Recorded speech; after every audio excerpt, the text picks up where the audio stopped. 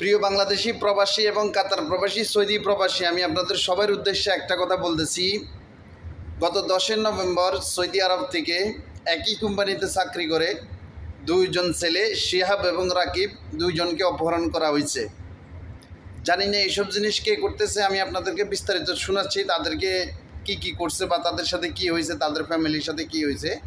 আমার কাছে মেসেজটা আসছে এইমাত্র, আমি আপনাদেরকে ওই দুইটা ছেলের ছবিও দিয়ে দিব।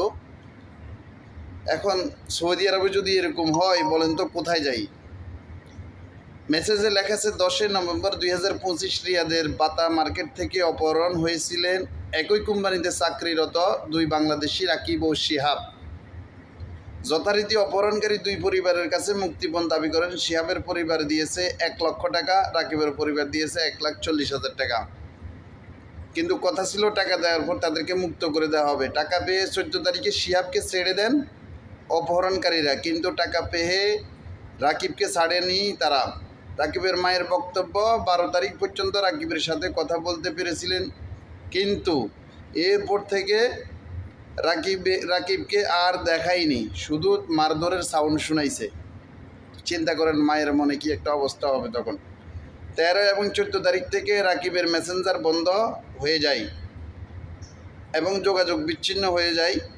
শুরু থেকে থানায় মামলা থাকলেও গতকাল রাত থেকে সৌদি পুলিশ বিশেষ গুরুত্বের সাথে অভিযান শুরু করে। তদন্তের সাথে আজ সন্ধ্যায় শিহাবকে থানায় ডাকা হয়, মানে যে ছাড়া পাইছে তাকে আজকে থানায় ডাকছে আর কি। রাকিবকে 12 তারিখে রাত 1টার দিকে মেরে ফেলা হয়। ইন্না লিল্লাহি ওয়া ইন্না ইলাইহি রাজিউন। অপহরণকারীর মধ্যে একজন ছাড়া পাইছে, আরেকজনকে মেরে ফেলছে। শিহাবকে দিয়ে রাকিবকে গোসল দেওয়া হয় এবং একটি কালো ব্যাগে ঢুকানো হয়। এরপর কই নিয়ে গেছে শিহাব আর কিছুই জানে না। আস্তাগফিরুল্লাহ, মানে দুইজনের মধ্যে যাকে ছেড়ে দিছে সে আসার আগে তাকে দুনিয়া থেকে বিদায় করে দিছে এই শয়তানা বলে। এগুলো করতেছে কে বলেন তো? টাকার অঙ্ক দেখে বোঝা যাচ্ছে তো এগুলোর সাথে বাংলাদেশিরাও জড়িত আছে, না তো এমনটা হয় না। তারও শুনেন, আমরা রাকিবের মাকে এই দুঃসংবাদটি জানিয়েছি। তিনি অধিক শোকে পাথর। তিনি বললেন, আমার ছেলের লাশটা কই? পরিবার একমাত্র সন্তান ছিলেন রাকিব, তার মাও সৌদি প্রবাসী মক্কায় থাকেন। চিন্তা করেন তাদের টার্গেটটা কেমন ছিল, মানে যারা ধনী একটু টাকা পয়সা আছে তাদেরকে টার্গেট করে অপহরণ করতেছে। চিন্তা করেন এগুলা কেমন জারজগরের সন্তান হইতে পারে, তাদের জন্ম কীরকম হইতে পারে চিন্তা একবার করে দেখেন।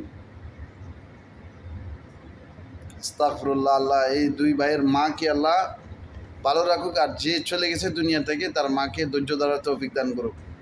আল্লাহ তাআলা সকল প্রবাসীদেরকে হেফাজত করুক। ভিডিওটা অবশ্যই শেয়ার করে দিবেন, সচেতনমূলক ভিডিও।